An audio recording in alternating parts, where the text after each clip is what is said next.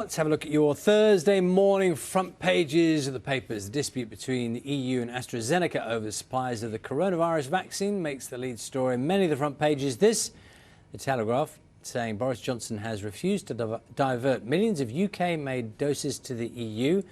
Says the Prime Minister is confident the firm will honour its contract for the first 100 million doses made here. The Times reports that industry sources say the UK has more than enough coronavirus vaccines for this year and could eventually donate them to other countries. Away from the EU, the Daily Mirror focuses on the Prime Minister's announcement that pupils will not return to school in England before the 8th of March. It's our main story this morning. The paper says teaching unions have urged caution over what it describes as arbitrary dates.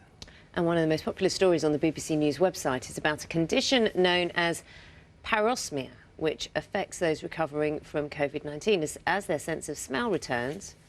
Some are finding that things which should smell good, such as food or soap and their loved ones, they're actually instead smelling repulsive.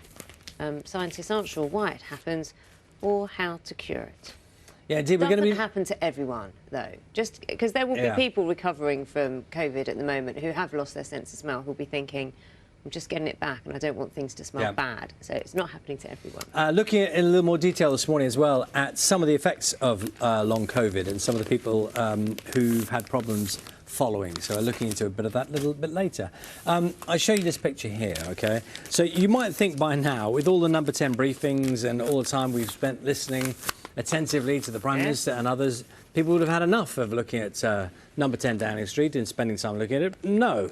Not for this householder. This is Karen, who lives in South Wales, and this is her toilet door. And she's done the thing up as twere Number 10 Downing Street. So she's replicated everything perfectly. So the door handles, the knocker, and the Number 10 and everything, and the colour is all done. It spent £120 giving it a Downing Street makeover. It's got a lion's head knocker, brass letterbox. The whole thing. Every time you go there, you're reminded of Number 10 Downing Street. It's like a big event then, entering the bathroom. I guess. If that's the way.